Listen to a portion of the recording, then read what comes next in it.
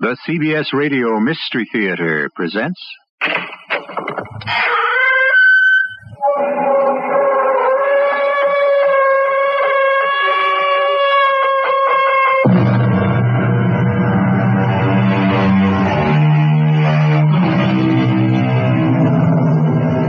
Come in. Welcome. I'm E.G. Marshall. Many of the tales I bring you could be called Gothic. This has become an umbrella word to cover so many things. The true Gothic was a story about horror beyond belief. Ghouls and gargoyles, the unexplained and the unexplainable, creatures from a world beyond comprehension. But my favorite Gothic tales are the ones which only seem to borrow from that world. Stories in which the explanation lies in this mundane one we occupy. Gothic mysteries, perhaps they should be called. This is one of them. So, the drawbridge still works, Jason. As you see, Master Ted. Hey! Up there, boys. I wonder what it'll be like. Marooned on an island once the bridge is taken away. Jason, if you knew Miss Barkley was coming, why wasn't the bridge left in place? It's never left in place except when it's used. For what? To keep the public out? Or shut the family in?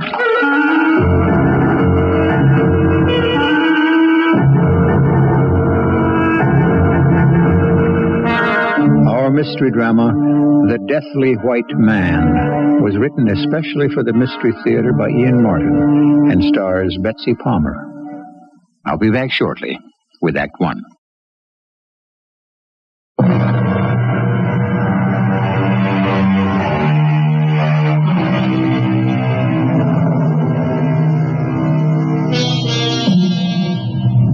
The Roosevelts are one of the oldest families in the United States. Linda Barkley, on the other hand, although she can trace her lineage as far back as most of us care to, is a product of the Middle West. Her father's job brought him east to the accident that killed him and crippled his wife, making her totally dependent on Linda for the rest of her life. When her mother finally died, Linda found herself alone and without money. That's why she answered the mysterious advertisement, which has led her to the terrifying meeting with the Roosevelts and the curse of their history. Well, you're younger than I might have expected, Miss Barkley. That's something I'm scarcely able to do anything about, Mr. Roosevelt. And I'm not quite sure this would be the right job for you. My wife is, well, after her fall, she's more than ever an invalid. But that's what I'm used to. That's what my mother was. Ever since I was 15, the carriage overturned on a bend in the road, and my father was killed, and my mother pinned under the wheel. She never walked again. I had to lift her, carry her. I'm very strong, and I've studied nursing, even if I don't have a degree. Oh, yes, my dear girl. You remember all that was in the letter when you replied to my advertisement. You don't believe me? Of course I do, but what is concerning me at the moment is not so much how good you would be for my wife, but... But what? Well, as how good this job would be for you. Or bad. I don't quite understand, Mr. Roosevelt. Well, for many reasons we live, that is, my family lives quite a bit outside the city on an island, very isolated. My wife had a difficult time when our son was born, and in recent years her mental health has been, well, she retrogresses year by year. Oh. She can be very difficult at times, especially now since her injury. It's so much more difficult for her now that she can't... Now that her mobility is impaired because of what happened, she mustn't... No. I'm afraid you'd have to be a kind of jailer, too, and make sure that she keeps to her own quarters and... Very well, then. Let's see how it works out. How soon can you leave? As soon as I can pack. By tonight. No. I shall drive up by carriage tonight myself. I need a little time to prepare my wife and the household for your arrival. You can take the train up tomorrow to Coscob. My housekeeper's son, Jason, will meet you at the train. He's Name is Jason Greaves.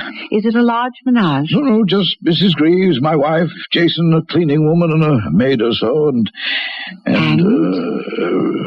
myself, of course, when I'm there. Business holds me a good deal to the city. Now, do you need money? No, better than that. Here. Now, here are some traveling expenses. $50? Well, that's far more than enough. Well, we can straighten things out once you get to Broomwagon. Where? Oh, I'm sorry. That's the old Dutch manor that we live in, built over 3 centuries ago. Oh, how did Mrs. Rensenfeld injure herself? Why, she fell down a flight of stairs. We don't know why. There were quite severe head injuries, and she's now confined to a wheelchair.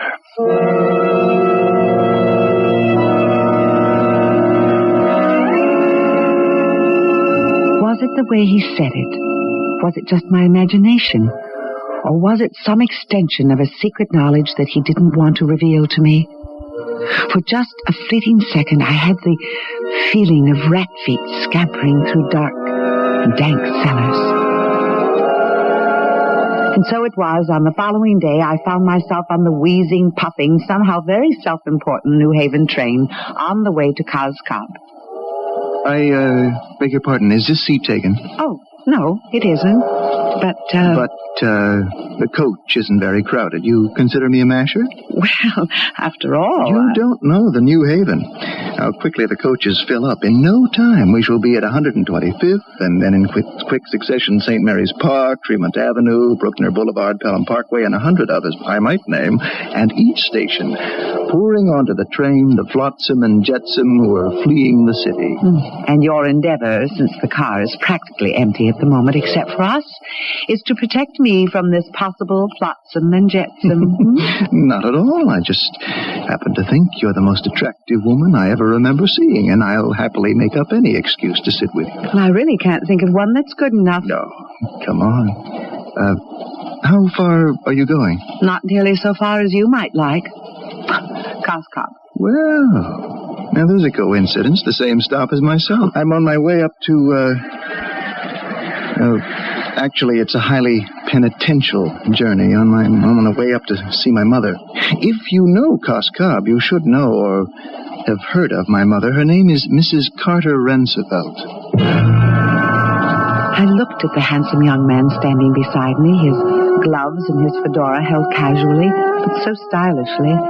His hair a light brown and wavy, his eyes a deep, almost steel blue. And as I looked, a wave of what?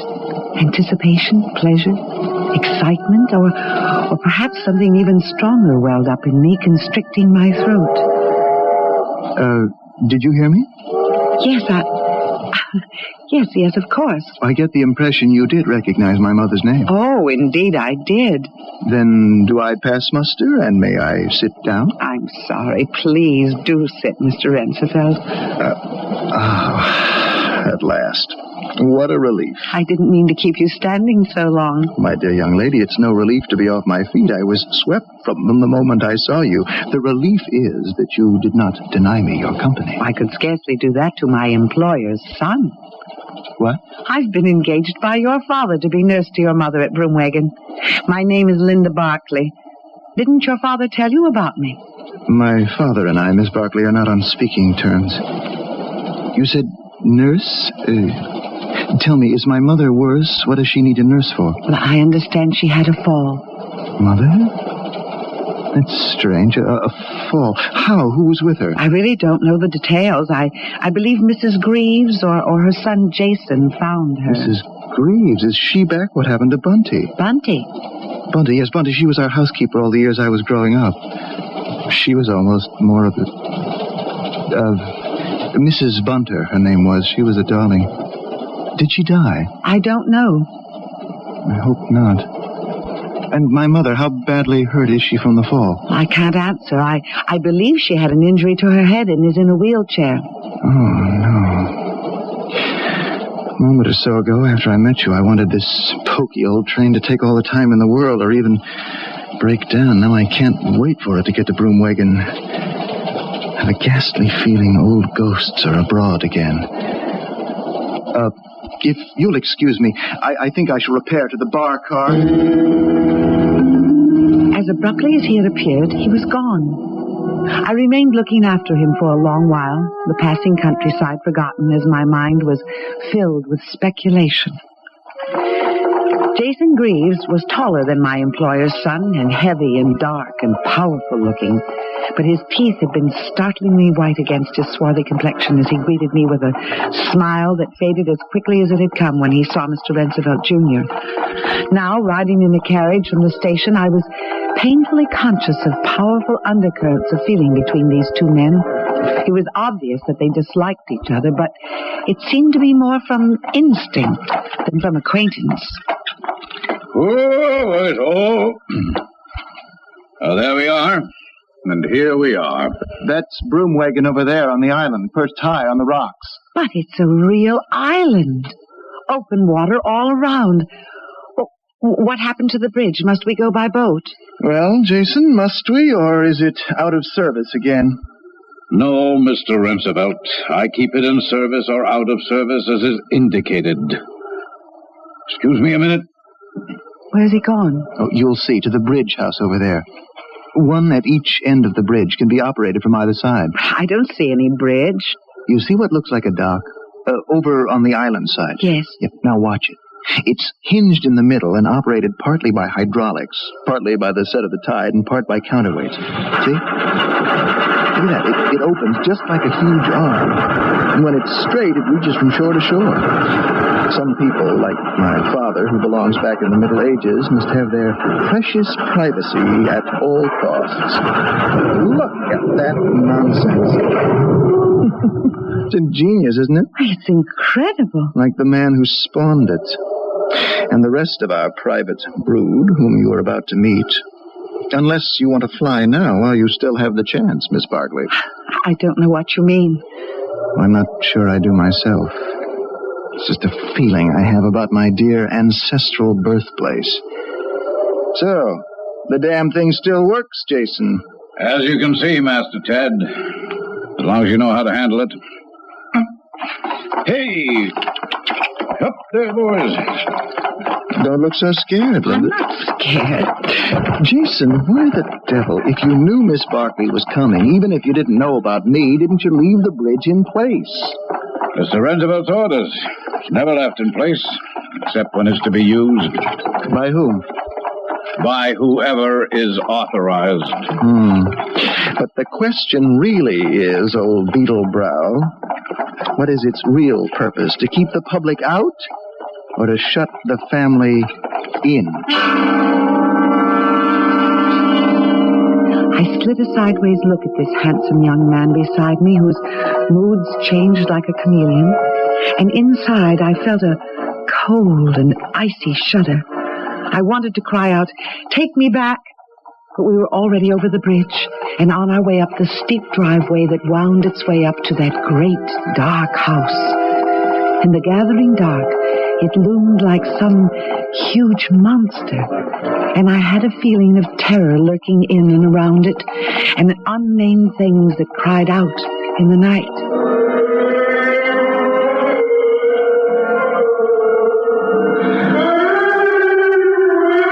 Things that I was to hear and see, but it was too late to turn back.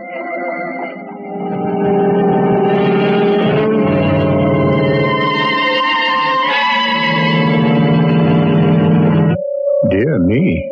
Now mark you, the ladies in these old Gothic mysteries did have a penchant for, or a habit of, overstatement. But in Linda's case, well, I shall leave you to judge that for yourselves when I return with Act 2.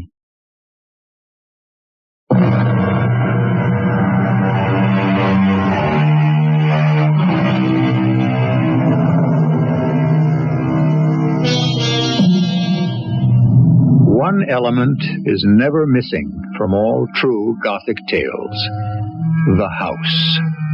That gloom-shrouded mansion in whatever special guise it appears. Broomwagon. High on a rocky island, barely separated from the Connecticut coastland, which some ancient Roosevelt ancestor built. Massive stone and mortar, it is intimidating before one enters it, and even more so after one is inside. The first night, I didn't meet my patient. Mrs. Greaves, the housekeeper, served us all dinner, and we retired early. My room was on the second floor, right next to Mrs. Rensefeldt's bedroom, Mrs. Greaves had told me, but quite a way beyond it as you went down the hall. I had stopped for just a moment in curiosity outside my room to the patient's door, and then quickly, ashamed of myself, moved to my own room and had just entered when I heard the sound of a door closing and a key in the lock. I looked out, and Mr. Ted Rensefeldt was in the hall. Oh, I'm sorry, Linda. Did I disturb you? But no, well, just the sound of the door attracted my attention. I was with, my mother. How is she? Asleep. You look a little strange. Well, it's nothing, just that... Well, nothing. Oh, come on, you can't fob me off like that. What is it? Oh, silly, I thought you came from that door on the other side of the hall. That? No, scarcely. That goes to the third floor in the turret rooms. Part of the house that's been shut off for years. Nobody uses that door. I'm sorry. It was just an impression. Linda, trust me. Believe me, I may be the only one you can in this house.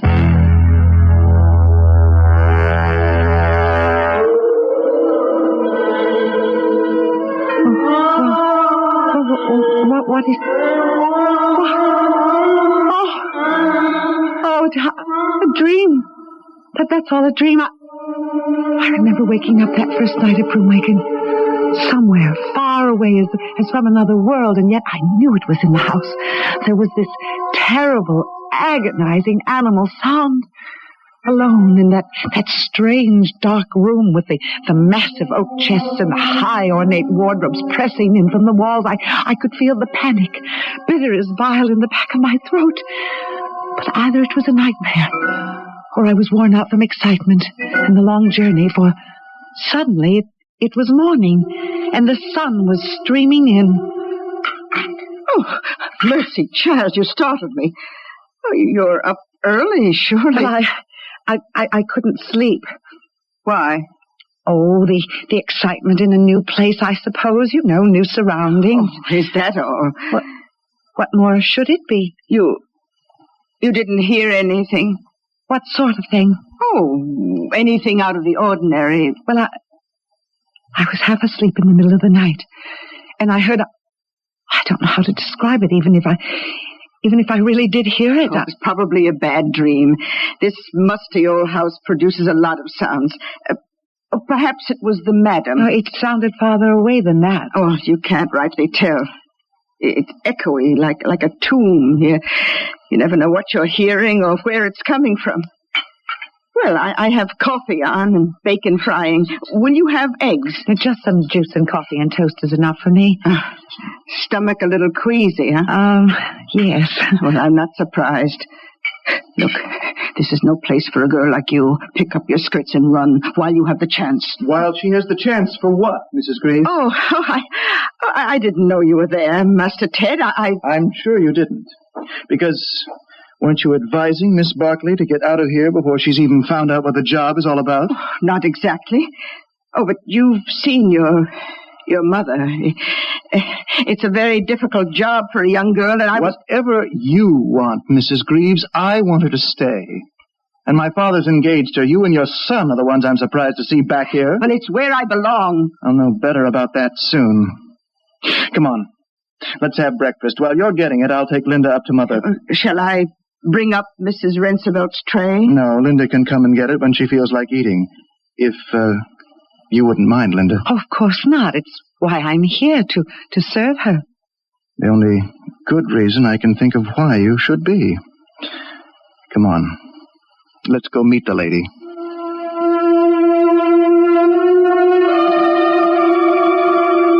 I don't know what I expected, but certainly not what I saw.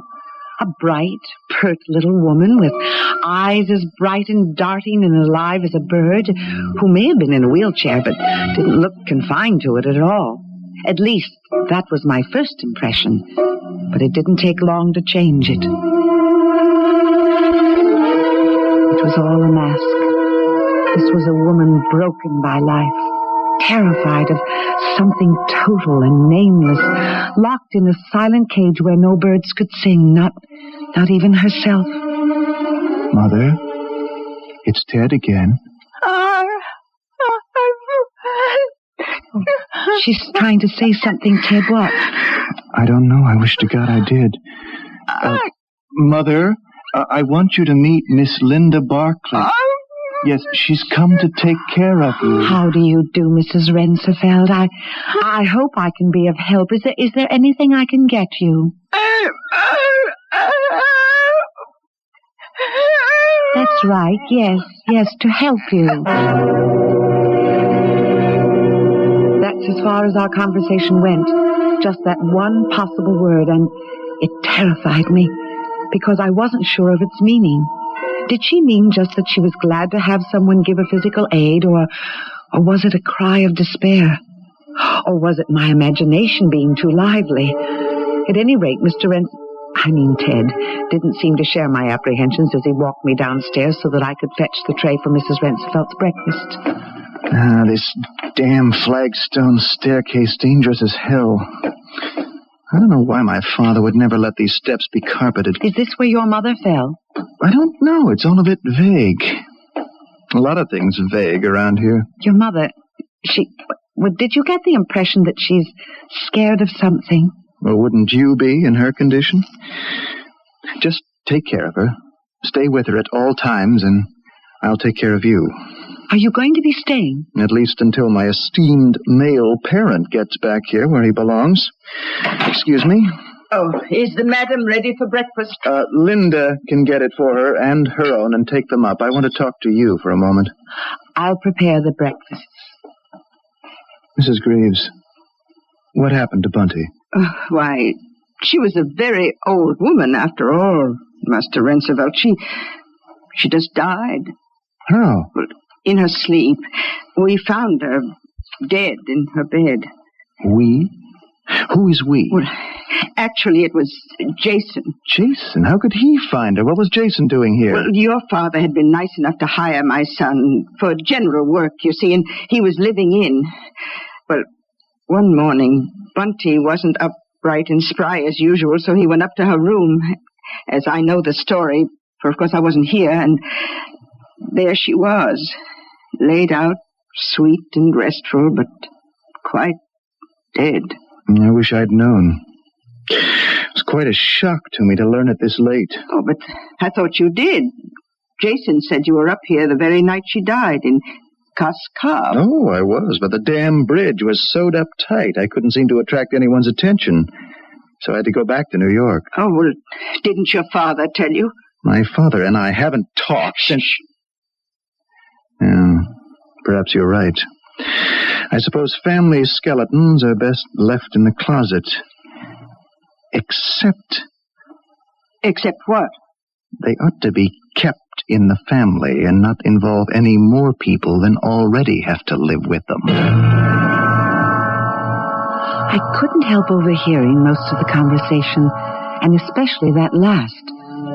For while I kept myself busy at the stove, my eyes glued to making toast and eggs and so forth, I was only too aware that Ted's eyes, at least, were looking towards me.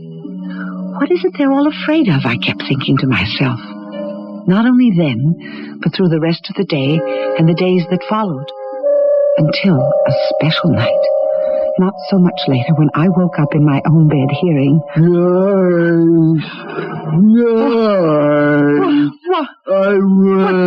What is it? I saw you walking the garden night. Bernard, help me.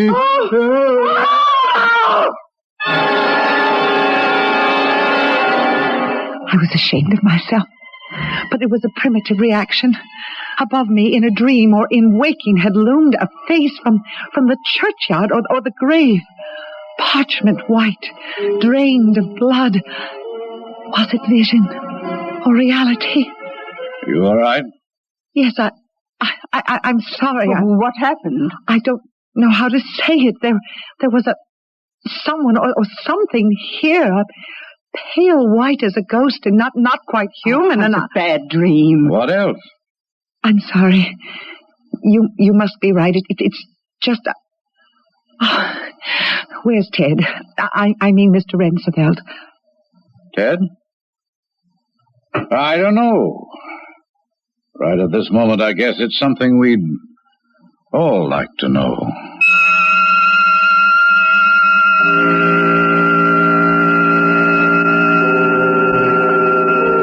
So there we have it, the basic of the Gothic premise.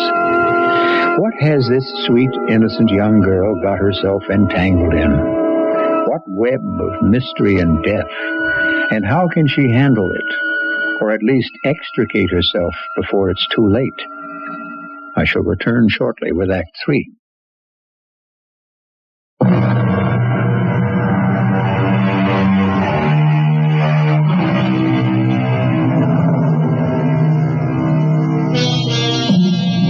As in all good Gothic mysteries, it is question time now. How did Mrs. Bunter, the former housekeeper, really die? Is Ted Roosevelt as charming and desirable a man to love as Linda would like to believe? Or does he pose a threat to her? Where is Mr. Roosevelt? And what is the specter that haunts Linda, either in reality or in her dreams?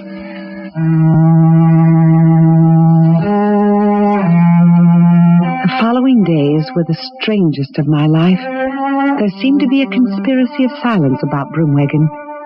Poor Mrs. Roosevelt was held helpless, unable to speak, though often watching her eyes I was sure she wanted to. For days now she had been confined to her bed. Ted had disappeared mysteriously, and I even had the idea that Jason and his mother didn't know whether he was on the island or, if he wasn't, how he had gotten to the mainland. I had no further visits from the white man or dreams, and I went about my daily tasks in a sort of stupor, till at last I couldn't stand it, and I followed Jason down into the cellar one day. Who is it? It's me, Jason. Linda. Oh, what are you doing down here? Nothing. I just wanted to talk to you. Did you have to follow me to the cellar? No, but I haven't had a chance to see you alone, and I was curious. Curious about what? I'm only human, curious about all of this strange old place. Why pick the cellar? I didn't. You did. And I'm just as curious about all the upper floors. Oh, why? Just normal interest. Doesn't anyone ever go up there? Why are they all closed off? Saves on the heat bill. All right. Is that why the door is locked? How do you know it is? I tried it. Why? Well, the first night that I was here, I thought Yes? Well, I thought I saw Ted, I mean Mr. Roosevelt Jr., coming from that door. Well, did you now?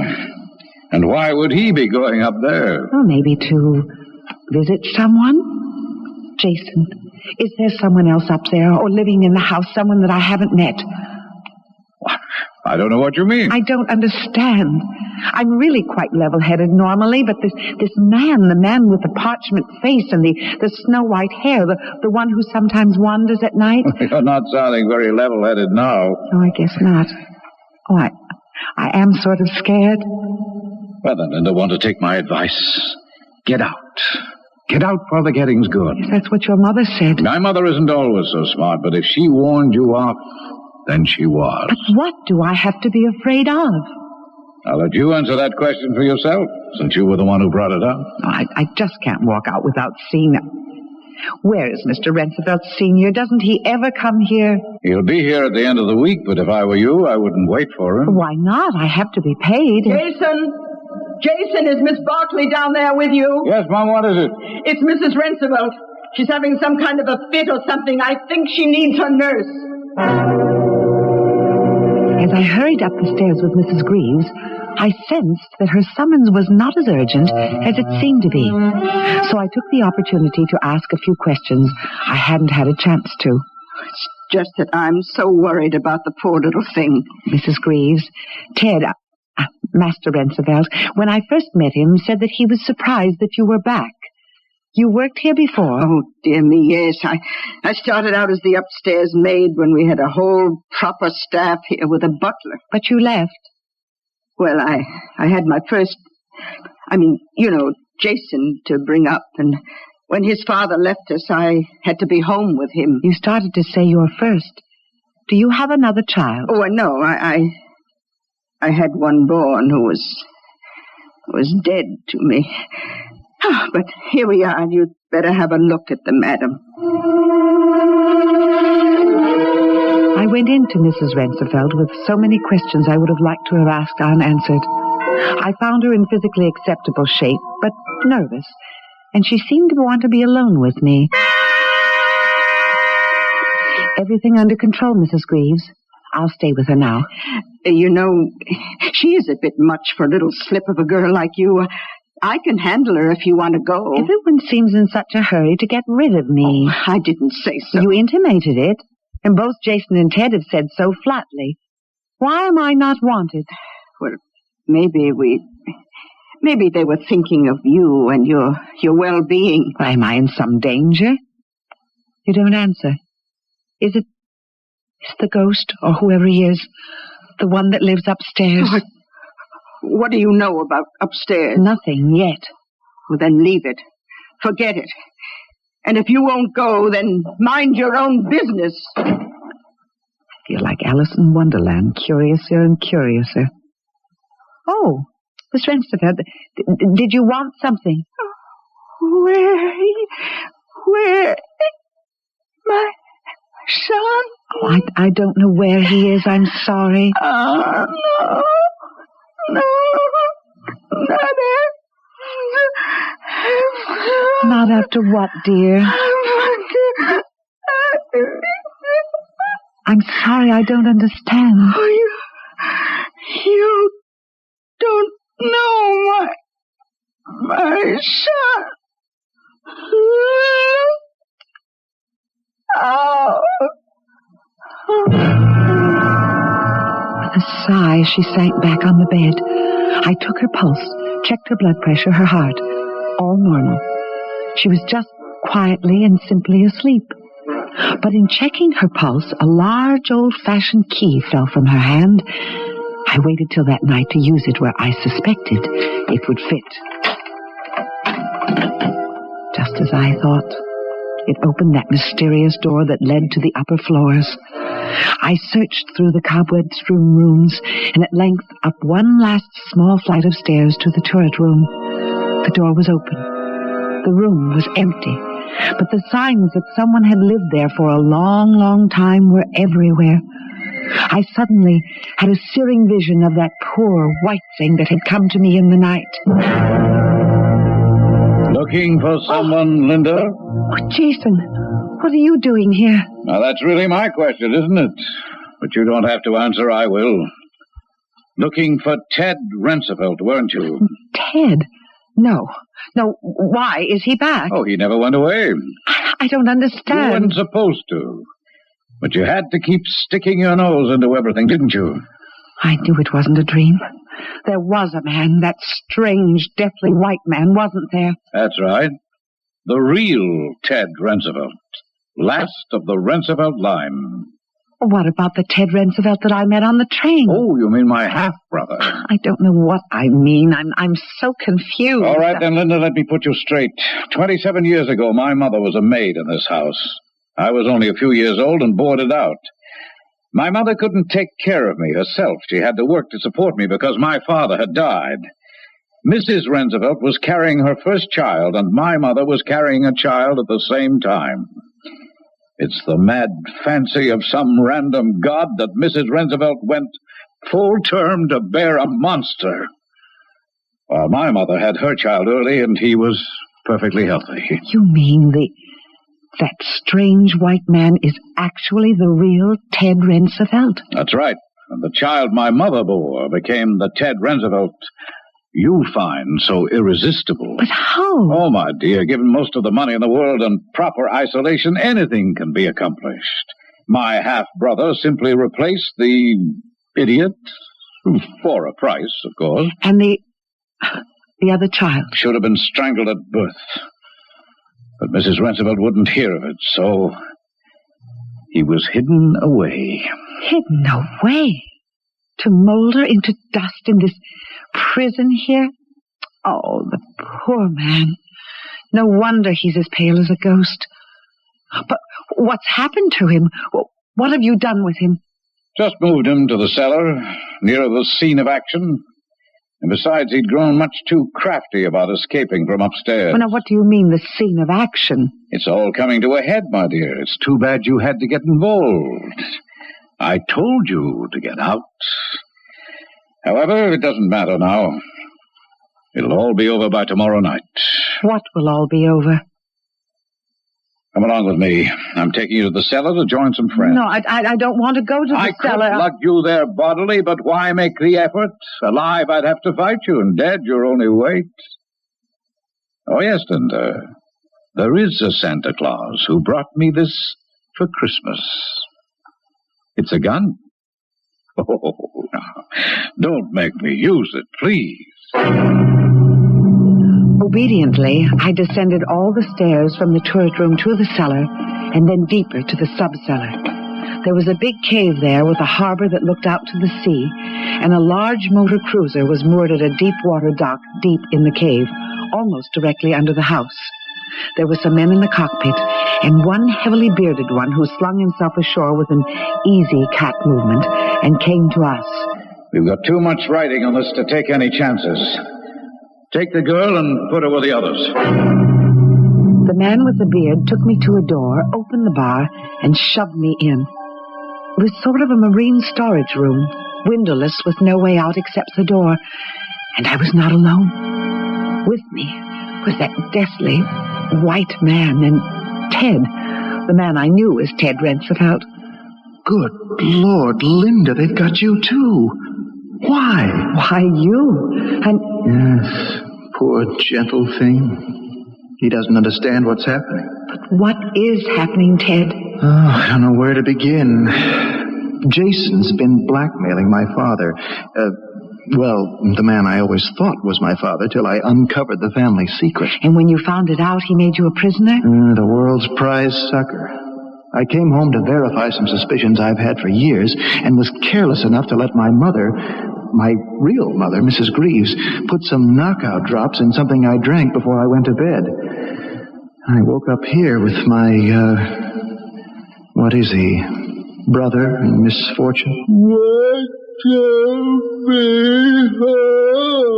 The poor thing. How could anyone hurt him? How could anyone hurt him more? But, Linda, he has less to worry about than you and I.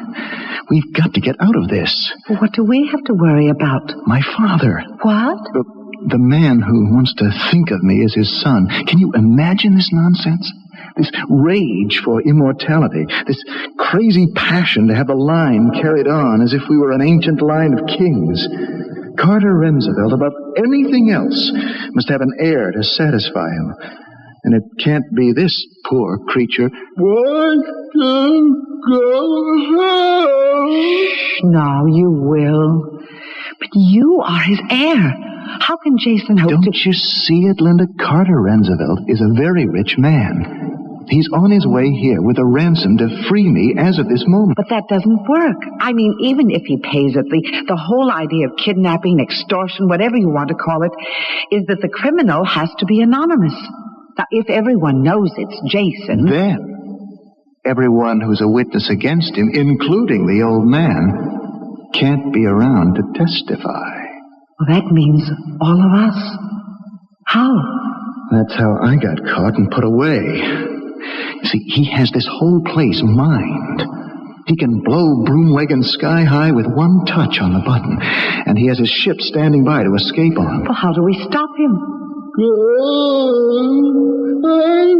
going. I want to go. Oh, shh. Soon now. How do we stop Jason? Now, that's the question. All right, everyone. You took me from my room in the sky. I go back now. All right, knucklehead, just stay where you are. I want to go home. Back off. Go home to rest. Get back, will you? Now, this is a gun. I want to go home. No, don't. He has a gun. Away from me, will you? You idiot. Ooh, pain. That pain you did that. Oh, my wrist. No, stop me. Get your hands off my throat, you. No, stay back, Linda. I'll get the gun. Linda, are you all right? Yes, but he's still choking him. Get his fingers off Jason's throat. I can't. They're locked tight. Well, it won't make any difference. His pulse is gone. I guess that poor white man didn't know his own strength. He strangled him? Partly. But first I think he broke his neck.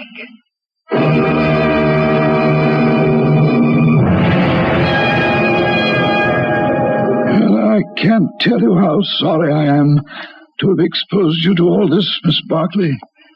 When I hired you, I had no idea. Please, Mr. Rensenfeld, don't worry about me. Yes, thanks to my adopted son and you, and good luck, I have few worries anymore. Jason is dead, his gang dispersed, and my poor unfortunate son is better off dead. For the first time in 27 years, my wife can know a little peace.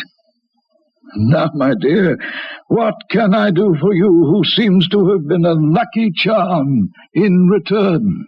Well, let me ask that question, Dad.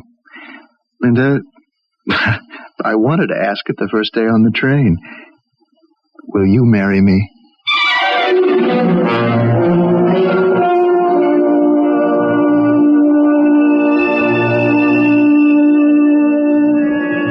Now, there's the way a good Gothic mystery should end.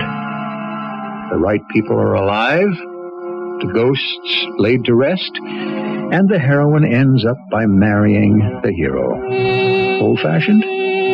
Perhaps. But aren't we all looking back a little these days in the hope that the ones ahead will be a little more like the days gone by? I'll be back shortly.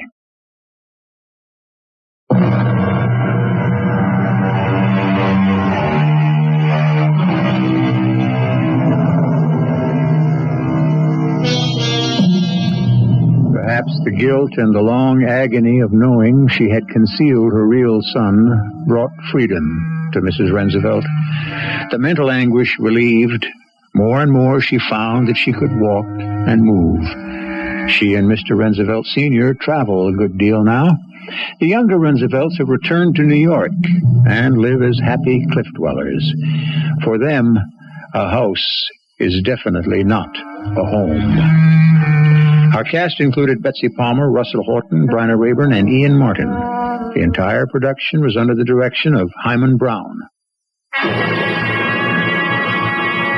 And now, a preview of our next tale. Look! By the sepulchre! Hey, you! Get away from there! What do you want? No, Digger, leave him.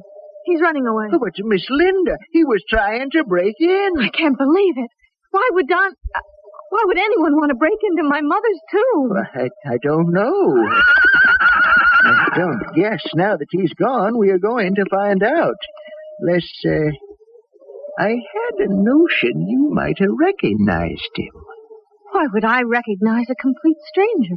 This is E.G. Marshall inviting you to return to our Mystery Theater for another adventure in the macabre. Until next time, pleasant dreams.